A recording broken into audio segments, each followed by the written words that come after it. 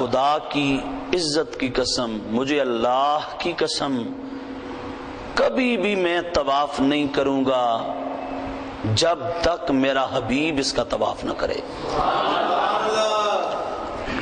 پہلے میرے حبیب اس کا طواف کریں، آگے آگے وہ کرتے جائیں گے، عثمان ان کے پیچھے پیچھے طواف کرتا جائے گا۔ لیکن ان کے بغیر میں طواف کر لوں، کہا بگرد کعبہ کے گردم کے روئے یار من کعبہ۔ کل بتایا تھا نا میں نے، بگرد کعبہ کے گردم، وہ کعبے کے بگرد کعبہ، کعبے کے گرد کے گردم، میں کس لیے گھوموں، میں کس لیے کعبے کے گرد گھوموں کہ روئے یار من کعبہ، میرا قبلہ تو میرے سونے کا چہرہ ہے۔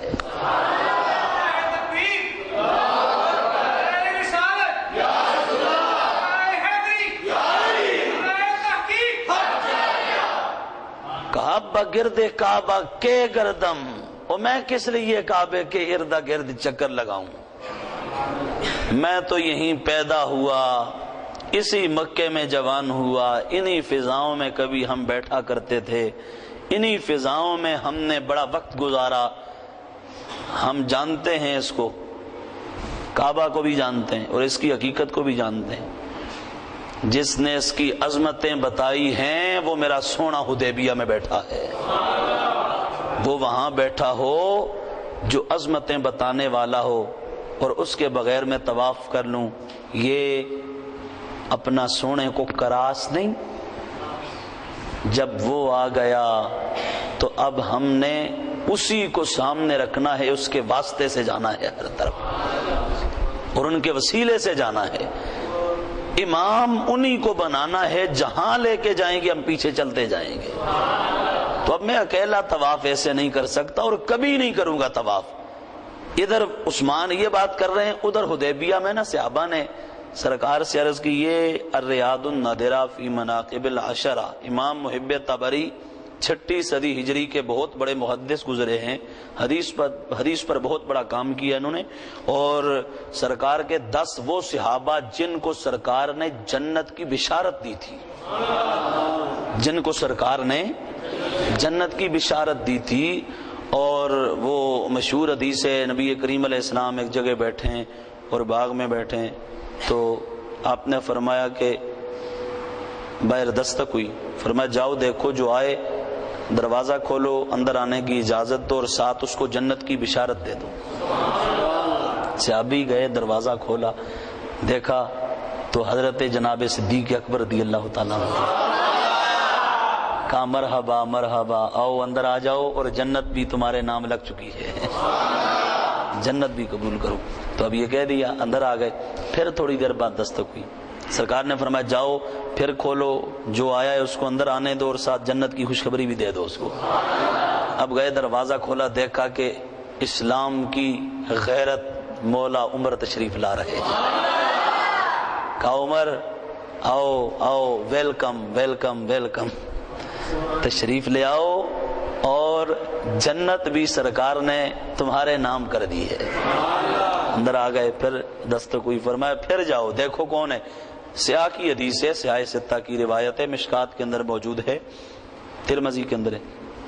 پھر گئے، دیکھا تو حضرت جناب عثمان ابن عفان رضی اللہ تعالیٰ، فرمایا عثمان آؤ تشریف لے آؤ، حاضر ہو جاؤ سرکار کی خدمت میں، اور جنت بھی سرکار نے تمہیں عطا فرما دی ہے۔ اب پھر دستک ہوئی، دیکھا تو حضرت جناب مولا کائنات علی مرتضیٰ تشریف لا رہے ہیں۔ فرمایا علی کو اندر بلا لو، اور علی کو جنت بھی ساتھ دے دو۔ تو علی کے نام جنت ہو گئی۔ اس کے بعد فرمایا طلحہ آ گیا، پھر سعد آ گیا، پھر سعید آ گیا، پھر زبیر آ گیا، پھر عبد الرحمن بن عوف آ گیا، پھر ابو عبیدہ بن الجراح آ گیا رضوان اللہ تعالیٰ علیہم اجمعین۔ یہ عشرہ مبشرہ، یہ باہر اس سائیڈ پہ نام لکھے ہوئے ہیں 10 صحابہ کے، یاد کر لیں، زبانی یاد کر لیں۔ ان 10 کو تو جنت کی بشارت سرکار نے دی، ان کے نام یاد کریں، محبت کریں ان 10 سے، اور ان اپنا عشرہ مبشرہ ہیں ان سے پیار کریں، ان کے تصدق سے اللہ تعالی ہمیں بھی ضرور عطا فرما دے گا۔ محبت کریں ان سے اور ان کے نام یاد کریں. وہ حدیث پاک ذہن میں رکھتے ہوئے سرکار نے فرمایا نا کہ المرء مع من احب، بندہ قیامت والے دن اس کے ساتھ اٹھایا جائے گا جس سے محبت کرتا ہوگا. تو یہ 10 صحابہ کو سرکار نے جنت کی بشارت دی. اب یہ جو کتاب ہے اس میں انہی 10 نفوس قدسیہ کی عظمت اور شان پر جو ایک بکھرے ہوئے کتابوں کے اندر موتی تھے نا، ان کو محب طبری نے اس ایک کتاب کے اندر جمع کر دیا ہے. اب یہ اس کا نام ہی پتہ کیا ہے؟ الریاض النادرہ فی مناقب العشرہ. ریاض کہتے ہیں ما بین بیتی و ممبری روضۃ من ریاض الجنہ. یہ میرے ممبر اور میرے روزے کے درمیان، مسلم کی حدیث ہے، فرمایا یہ جو جگہ ہے نا یہ جنت کے باغوں میں سے ایک باغ ہے. تو ریاض کہتے ہیں باغ کو. کس کو کہتے ہیں؟ اور نادرہ کہتے ہیں، وہ حدیث پاک کے اندر آتا ہے نا، نضر اللہ عمران سمع مقالتی فحفظها وواها واداها. اللہ اس کا چہرہ قیامت والے دن روشن کرے جو میری حدیث سنے، یاد کر لے اور یاد کر کے آگے لوگوں کو سناتا جائے. سرکار نے دعا دی، فرمایا اللہ قیامت والے دن اس کا چہرہ سفید کرے. تو یہ ایسا باغ ہے فضائل اور مناقب کا یہ کتاب کہ جس کے اندر آپ کو ان 10 صحابہ کی عظمت اور شان ملے گی. اب یہ ان 10 صحابہ کی عظمت اور شان پر مشتمل یہ کتاب، اس کے اندر یہ سمجھ لیں کہ 10 صحابہ، ان کے حوالے سے ہر صحابی پر مستقل ایک باب، تو 10 ابواب پر مشتمل یہ عشرہ مبشرہ کی شان کے حوالے سے ایک انتہائی جامع کتاب ہے. انتہائی جس کو کہتے ہیں نا کہ دل نشین اور دل میں اتر جانے والی ایک بڑی پیاری کتاب اور بڑی پیاری اپنا ایک تحریر ہے. تو اس کو پڑھنا چاہیے. اگر بندہ جامع معنی انداز میں، اگر کوئی عربی نہیں پڑھ سکتا تو اردو میں لے لے، اردو میں مارکیٹ سے مل جائے گی، اس کو پڑھیں، مطالعہ کریں. یہ ایک میرا مقصد کہنے کا یہ ہے کہ آپ جو احادیث ویسے حضرت جناب صدیق اکبر رضی اللہ تعالی عنہ کے حوالے سے نا 20 25 30 کتابوں میں پھیلی ہوئی ہوں گی اور وہاں آپ کو تلاش کرنی پڑیں گی، ان احادیث کو اس ایک کتاب میں جمع پائیں گے. اور جو احادیث حضرت عمر کی شان میں آپ کو کوئی 40 50 کتابوں کے اندر ایک تلاش اور ورق گردانی کے بعد ملیں گی، آپ اس کتاب کو لے لیں، آپ کو اس کے اندر وہ ایک جمع مل جائیں گی. یعنی ان کتابوں کے اندر جو ایک مواد پھیلا ہوا تھا نا، اور جو بہت ساری کتابوں کے اندر تھا، ان کو امام محب طبری نے جمع کر دیا اور ان کو کلیکٹ کر دیا اس ایک کتاب کے اندر. اب اس میں مطالعہ کرتے جائیں، پڑھتے جائیں، اور فضائل و مناقب کی بڑی ایک بہاریں ہی بہاریں اس کے اندر موجود ہیں. حضرت عثمان ذو النورین رضی اللہ تعالی عنہ، ادھر آپ مکہ المکرمہ میں انہیں یہ کہہ رہے ہیں کہ میں کبھی طواف نہیں کروں گا. ادھر نا حدیبیہ میں صحابہ سرکار سے عرض کرنے لگے، یا رسول اللہ صلی اللہ علیہ وآلہ وسلم، عثمان کو آپ نے بھیج دیا ہے، عثمان طواف کر رہا ہوگا کعبۃ اللہ کا، عثمان طواف کر رہا ہوگا، اور وہ تو گیا طواف کرائے گا. سرکار نے فرمایا خدا کی عزت کی قسم، عثمان ہمارے بغیر کبھی طواف نہیں کرے گا، کبھی نہیں کرے گا. ہمارے بغیر عثمان طواف کر لے کبھی نہیں ہو سکتا. فرمایا ہم ساتھ جائیں گے تو تب عثمان کعبے کو لفٹ کرائیں گے، ویسے عثمان کعبے کے قریب بھی نہیں جائیں گے. وہ جس کام کے لیے ہم نے انہیں بھیجا ہے اور جو ہم نے ان کی ڈیوٹی لگائی ہے وہ وہی ڈیوٹی سر انجام دیں گے، وہ کبھی بھی طواف نہیں کریں گے. تو یہ سرکار صحابہ میں بیٹھ کے فرما رہے ہیں. اسی اثناء میں نا اطلاع آ گئی اور خبر آئی کہ عثمان کو شہید کر دیا گیا ہے مکہ المکرمہ میں، شہید ہو گئے عثمان. اب اس پر میرے کریم آقا صلی اللہ علیہ وآلہ وسلم آپ ایک درخت کے نیچے بیٹھے اور وہاں بیٹھ کر آپ نے اپنے صحابہ سے فرمایا، اے صحابہ، عثمان اگر شہید ہو گئے تو تم تمامی میرے ہاتھ پر بیعت کرو کہ ہم یہاں سے پیچھے نہیں ہٹیں گے، آگے بڑھتے ہی چلے جائیں گے اور آخری کافر تک کو ہم واصل جہنم کر دیں گے۔ اب یہ سرکار نے جب فرمایا تو صحابہ نا پھر سارے سرکار کے پاس جمع ہو گئے اور بیعت سرکار کی کرنا شروع کر دی۔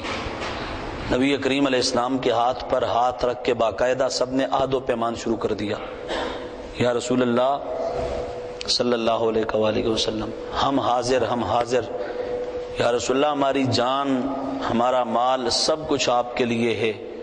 ہم نے تو جب سے آپ کی غلامی اختیار کی ہے اس کے بعد سے ایک عزم کر لیا، اب جئیں گے بھی آپ کے لیے اور مریں گے بھی آپ کے لیے۔ اس لیے سونا آپ ہماری اس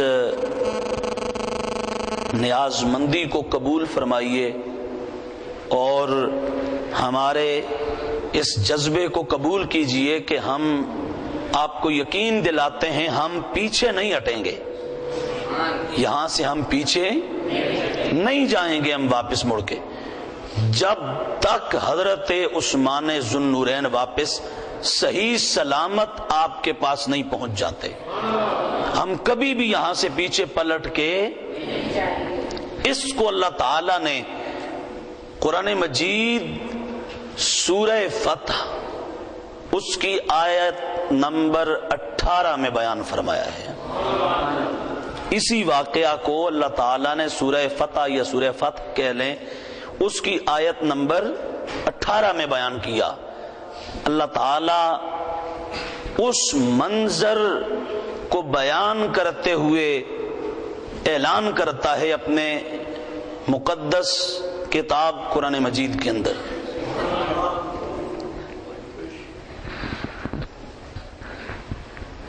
لقد رضی اللہ عن المؤمنین،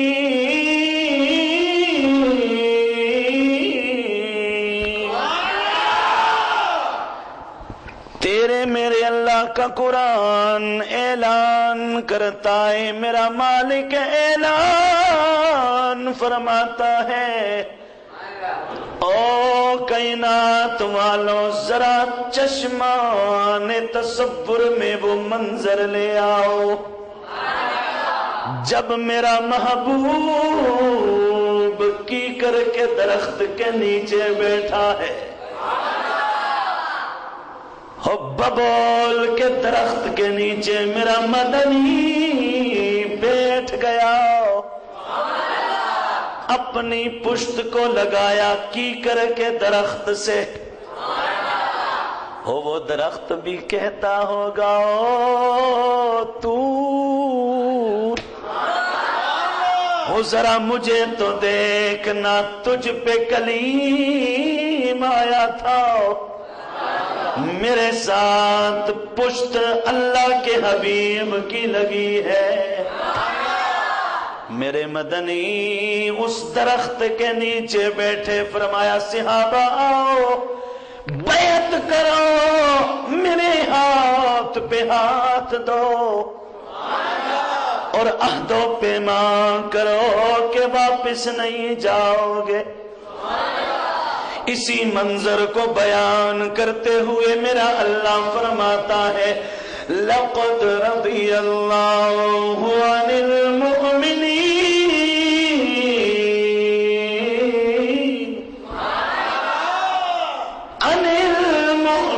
المؤمنین اذ یبایعونک تحت الشجرۃ فعلم ما فی قلوبہم فأنزل السكينة عليهم وأثابهم فتحا قريبا. اللہ فرماتا ہے راضی ہو گیا مولا ان بندوں سے جو بیعت کر رہے ہیں اس درخت کے نیچے. اللہ راضی ہو گیا ان سب سے راضی ہو گیا. اب 1400 نے اپنے ہاتھ رکھے نبی کے ہاتھ پر. سونا ہم بیعت کرتے ہیں. سب نے بیعت کر لی. میرے نبی کریم نے اپنا ایک ہاتھ اٹھایا ان ہاتھوں کے اوپر رکھ دیا اور رکھ کے سرکار نے فرمایا ھذا ید عثمان. او صحابہ یہ عثمان کا ہاتھ ہے. ان ہاتھوں کے اوپر عثمان کا ہاتھ ہے. سرکار نے یہ کہا یہ عثمان کہا. میرے رب نے فوراً فرما دیا او میرا مدنی ید اللہ فوق ایدیہم.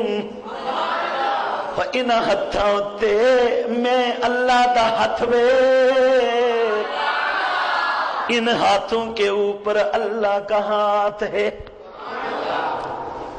تو سرکار نے اپنا ہاتھ اٹھا کے جو ہاتھ کے اوپر رکھا تو آپ نے فرمایا یہ عثمان کا ہاتھ ہے. عثمان کی طرف سے بیعت ہو رہی ہے. کیا ہو رہی ہے؟ عثمان کی طرف سے بیعت ہو رہی ہے.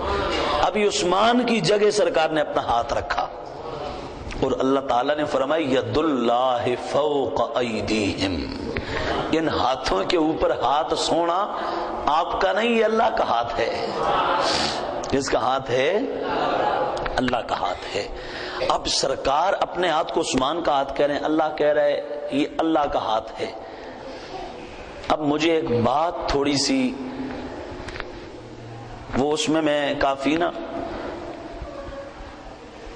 جس کو کہتے ہیں کہ ایک ذہنی طور پہ سوچتا رہا کہ حضرت عثمان غنی رضی اللہ تعالیٰ آپ نے ہی قرآن کو کیوں جمع کر کے چھپوا کے پوری ایک مسلمان دنیا میں تقسیم کروایا؟ یہ طاقت اللہ نے آپ کو ہی کیسے دے دی؟ کسی اور صحابی کو یہ اعزاز کیوں نہیں ملا؟ اصل میں قرآن مجید کے اندر اللہ تعالیٰ نے فرمایا نا انا نحن نزلنا الذکر وانا لہ لحافظون. ہم نے نازل کیا اور ہم ہی اس کے محافظ ہیں. حفاظت کرنے والے ہم ہی حفاظت کرنے والے. اب جمع عثمان نے کیا تو یہ جمع کرنا بہت بڑا معاملہ تھا اور اس کے لیے اپنا بہت بڑی ایک جس کو کہتے ہیں نا ظاہری بھی اور باطنی بھی صلاحیت استعداد اور لیاقت اہلیت ہونی چاہیے تھی. تو اب اس کا اللہ تعالیٰ نے پہلے بندوبست فرما لیا. حدیبیہ میں جب سرکار نے اپنا ہاتھ عثمان کی جگہ فرمایا یہ عثمان کا ہاتھ ہے. اب اپنے ہاتھ کو اٹھا کے نا عثمان کی جگہ فرمایا یہ عثمان کا ہاتھ ہے. اب اللہ نے فرمایا ید اللہ فوق ایدیہم. ان ہاتھوں کے اوپر آپ کا ہاتھ نہیں اللہ کا ہاتھ ہے. اب وہ جو عثمان کی جگہ ہاتھ سرکار نے رکھا تھا اس ہاتھ سے پھر قرآن کو جمع کروایا. تو وہ طاقت تو حدیبیہ میں اللہ تعالیٰ نے عثمان کے نام کر دی تھی. اپنے حبیب کے صدقے اور وسیلے سے تصدق سے اللہ نے عثمان کو طاقت مرحمت فرما دی تھی اور یہ قوت آپ کو اللہ تعالیٰ نے اور یہ دلی آپ کو ایک جس کو کہتے ہیں حوصلہ اور آپ کو اللہ تعالیٰ نے اس معاملہ میں بصارت اور بصیرت عطا فرما دی تھی. اس دن جب سرکار نے حدیبیہ میں اپنے ہاتھ کو عثمان کا ہاتھ قرار دیا اور پھر اللہ نے اس ہاتھ کو اپنا ہاتھ قرار دیا. اب اس میں اللہ کی طاقت آ گئی, مالک کی پاور آ گئی, اللہ کی طرف سے اس میں قوت آ گئی. جب قوت آئی اس طاقت و پاور سے پھر اللہ نے آگے قرآن کے جمع کرنے اور کرانے کا کام لیا کہ اب قرآن جمع کرو. اس لیے آپ کو جامع قرآن کہا جاتا ہے۔ کیا کہا جاتا ہے؟ جامع قرآن کہا جاتا ہے۔ تو یہ آپ کا جو ایک اعزاز ہے قرآن جمع کرنے کے حوالے سے، تو یہ سرکار نے اپنے ایک اس غلام پر بڑا پیار شفقت کی اور اپنی طاقت بھی عطا فرمائی، اور اللہ وحدہ لا شریک نے اپنی طاقت بھی عطا فرمائی۔ تو اب اس کے ذریعے آگے عثمان غنی رضی اللہ تعالیٰ عنہ، آپ کے ہاں اتنی استعداد، بصارت و بصیرت، فہم و فراست، حکمت و تدبر، دانش و بینش ہیں، اس قدر اس میں آپ کو ایک فراوانی نصیب ہو گئی تھی کہ آپ نے قرآن مجید کو جب منگوایا اور جمع کروایا اور ایک نسخہ ترتیب سب سے پہلے دیا گیا، تو اس کو آپ نے دیکھا اول تا آخر، اور اس کو ترتیب دینے کے بعد پھر آپ نے فرمایا اس سے آگے مزید نقول کرو اور اس سے کاپیز کرو، اور کر کے آگے تمام اسلامی ممالک کے اندر اس کو پہنچا دو، تقسیم کر دو اس کو۔ اب اس پر میں نے جو درس ہمارا اتوار بعد نماز مغرب ہوتا ہے، اس میں نے اس دن بتایا تھا کہ ایک انگریز نا اس نے انسائکلوپیڈیا اس کے اندر قرآن کے حوالے سے بات کی، تو وہ کہتا ہے یہ جو قرآن عثمان نے جمع کیا تھا نا، وہ تب مسلمانوں کے لیے جمع کروایا تھا۔ کہا یہ قرآن اس میں ایک حرف کی بھی کمی بیشی نہیں آئی، آج بھی اسی حالت میں موجود ہے جس حالت میں عثمان نے جمع کروایا تھا، آج بھی اسی حالت میں ہے۔ یہ ایک انگریز 14-15 جلدوں میں اس کا انگلش میں انسائکلوپیڈیا ہے، اس کے اندر اس نے اس حقیقت کو باقاعدہ لکھا، اور مجبوراً اس کو لکھنا پڑا کہ عثمان ذو النورین رضی اللہ تعالیٰ عنہ کو اللہ تعالیٰ نے یہ جو ایک اپنا اس معاملے میں اعزاز دیا کہ آپ نے قرآن جمع کیا، تو قرآن آپ نے جیسے جمع کیا تھا آج اسی حالت میں ہمارے سامنے موجود ہے۔ یہ ایک غیر مسلم، ایک کرسچن، عیسائی، انگریز یہ وہ کہہ رہا ہے۔ تو اللہ تعالیٰ نے حضرت عثمان ذو النورین رضی اللہ تعالیٰ عنہ آپ کو یہ ایک اعزاز عطا فرمایا۔ نبی اکرم صلی اللہ علیہ وآلہ وسلم آپ سے محبت، الفت، پیار اور عقیدت کی بنا پر، بلکہ حضرت عثمان غنی کی یہ حالت تھی کہ ہر وقت نا منتظر رہتے سرکار کچھ منہ سے نکالیں صحیح۔ اصل میں اللہ تعالیٰ نے جس کو کہتے ہیں نا ایک معاشی اعتبار سے بڑی مضبوطی عطا کی تھی، اور معاشی اعتبار سے بڑے سٹرونگ تھے، اور آپ اپنا جو ہے وہ مالی اعتبار سے اللہ تعالیٰ نے بڑا نوازا تھا، مالک کا بڑا فضل تھا، بڑا کرم تھا، خزانے بڑے بے بہا رب نے دیے، اور بیٹھتے نا جب سرکار خطاب کر رہے ہوتے، بس یہ تڑپ ہوتی دل میں کوئی سونا بولے صحیح نا، میں ابھی اپنا مال پیش کر دوں جا کے، کچھ کہیں صحیح سرکار۔ تو جب سرکار بولتے نا کوئی بات ہوتی، عثمان غنی سب سے آگے بڑھ جاتے، یا رسول اللہ یہ میں نے خرید کے دینا ہے، یہ کام میں نے کرنا ہے یا رسول اللہ۔ اب مسلمانوں کو پانی کے حوالے سے حضرت رسول کریم علیہ السلام کے دور میں تنگی ہو گئی، سرکار نے فرمایا کون یہ کنواں خرید کے مسلمانوں کے نام کرے گا؟ یا رسول اللہ مجھے قبول فرما لیں، میں کرتا ہوں۔ غزوہ تبوک کا موقع تھا، اور مسجد نبوی میں سرکار ممبر پر جلوہ افروزیں، صحابہ بیٹھے، سرکار نے فرمایا کہ حالات بڑے جس کو کہتے ہیں کہ اس وقت ناسازگار ہیں، نکلنا ہے، تیاری کرنی ہے۔ اور یہ غزوہ تبوک، آپ کو ایک بات کہہ دوں مختصر کے در اس پر انشاءاللہ ہم تفصیلی بات کریں گے جمعے کے خطبہ میں، لیکن مختصر یہ بتا دوں کہ جتنے غزوات ہوئے ان تمام غزوات میں سے غزوہ تبوک وہ غزوہ ہے جس میں مسلمانوں کو سب سے زیادہ مصائب اور شدائد کو برداشت کرنا پڑا، سب سے زیادہ۔ اس غزوہ کے اندر مسلمانوں کو مصیبتیں جھیلنا پڑیں سب سے زیادہ اس غزوہ میں۔ حضرت رسول کریم علیہ السلام نکلنے سے پہلے آپ نے مسجد نبوی میں جب خطاب کیا، خطبہ دیا، فرمایا کہ لاؤ بھائی اسلام کی خدمت کے لیے اپنا اپنا حصہ پیش کرو۔ حضرت عثمان غنی رضی اللہ تعالیٰ عنہ عرض کرنے لگے یا رسول اللہ صلی اللہ علیہ وآلہ وسلم، آقا جی 100 اونٹ پیش کرتا ہوں اور بما ساز و سامان کے پیش کرتا ہوں۔ سرکار نے پھر ضرورت محسوس فرمائی، فرمایا کہ مزید تعاون کرو بھائی۔ عثمان غنی عرض کرنے لگے یا رسول اللہ مزید 100 اونٹ بھی دیتا ہوں، ساتھ سامان بھی دیتا ہوں۔ سرکار نے پھر جب خواہش ظاہر فرمائی، حضرت عثمان غنی تیسری مرتبہ پھر کھڑے ہو گئے، عرض کرنے لگے یا رسول اللہ ایسا کیجئے 100 اور دیتا ہوں اور ساتھ باقاعدہ سامان سے لدے ہوئے دیتا ہوں۔ سرکار نے نا اس کے بعد آپ نے کچھ درہم و دنانیر پیش کیے، سرکار نے اپنی گود میں لیا، ایسے سرکار ان کو ہلا رہے ہیں اور ساتھ فرما رہے ہیں کہ ما در عثمان ما عمل بعد اليوم، اج تو بعد عثمان جو کرسی عثمان نو کوئی نقصان نہیں ہوئے گا، کوئی نقصان نہیں ہوگا۔ آج کے بعد جو کرے گا اس کو فائدہ ہی فائدہ ہوگا، نقصان نہیں ہوگا۔ فرمایا جو ہمارے کہنے پر ہمارے نام پہ لگائے اسے اللہ نقصان نہیں دیتا، فائدہ دیتا ہے۔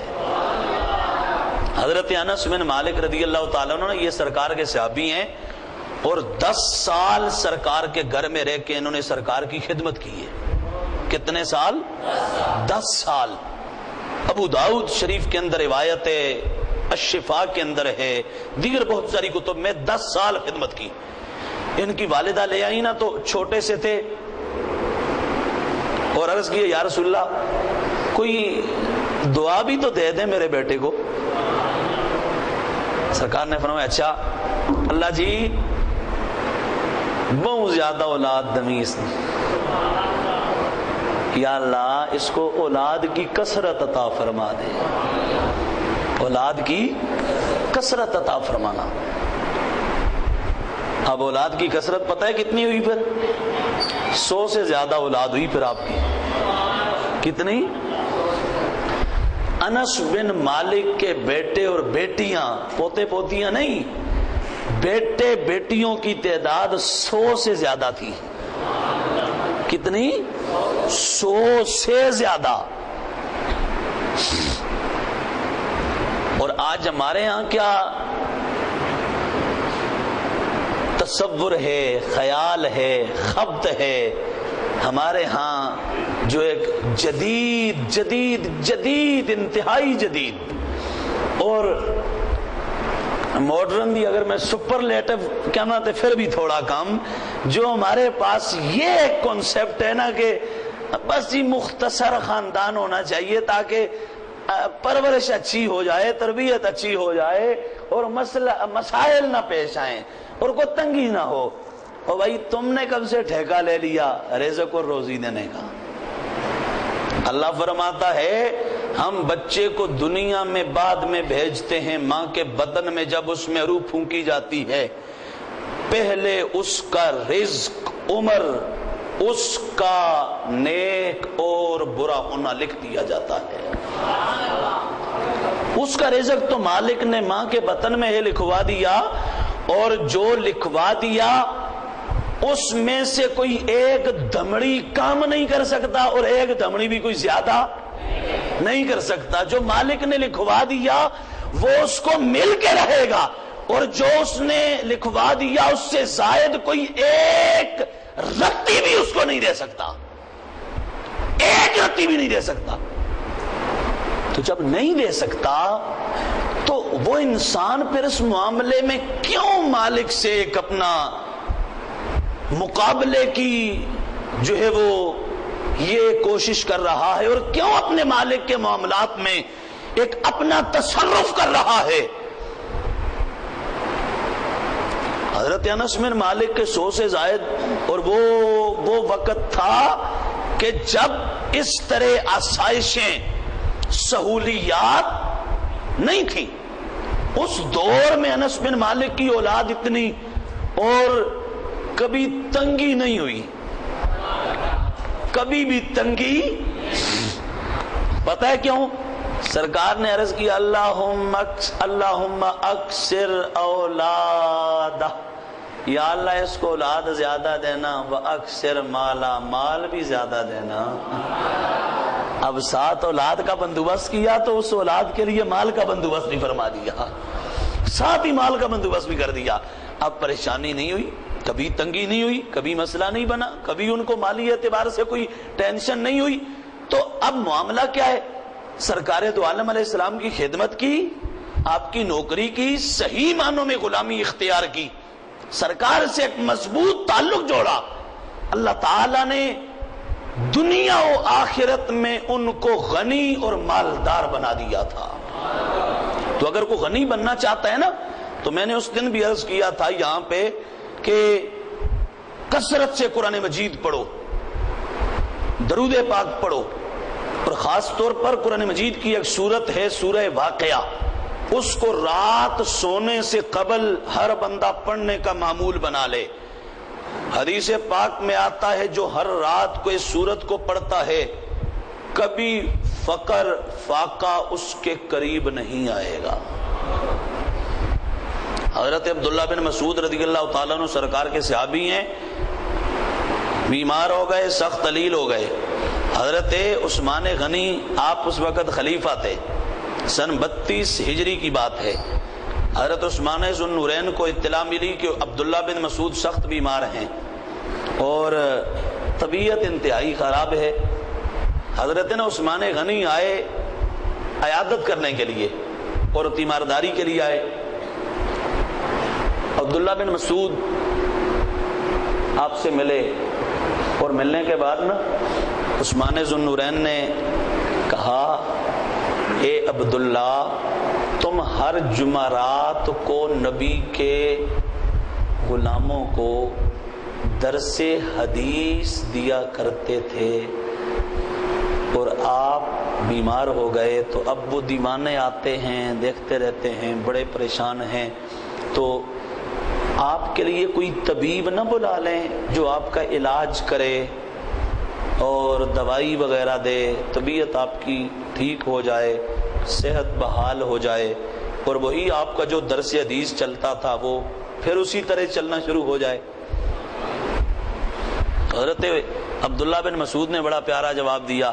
آپ فرمانے لگے، اے عثمان، اے خلیفۃ المسلمین، اے امیر المومنین، اے سرکار کے غلام، طبیب نے ہی تو بیمار کیا ہے۔ نعرہ تکبیر، نعرہ رسالت، نعرہ رسالت، نعرہ غوثیہ، نعرہ حیدری۔ اپنا طبیب بلا لیں، عبداللہ طبیب بلا لیں، تمہارا توجہ یار ادھر، طبیب بلا لیں علاج کرے۔ کہا طبیب حکیم نہیں تو بیمار کی ہے۔ اچھا تو کیا ارادہ ہے؟ کہا اب جدھر طبیب لے جانا چاہتا ہے ہم ادھر ہی جائیں گے۔ اب اور کیا ارادہ ہوگا اپنا؟ تو یہ بات جب گئی نا تو اس کے بعد عثمان ابن عفان سمجھ گئے کہ اب ان کی تیاری ہو چکی اپنے یار کے ہاں جانے کی۔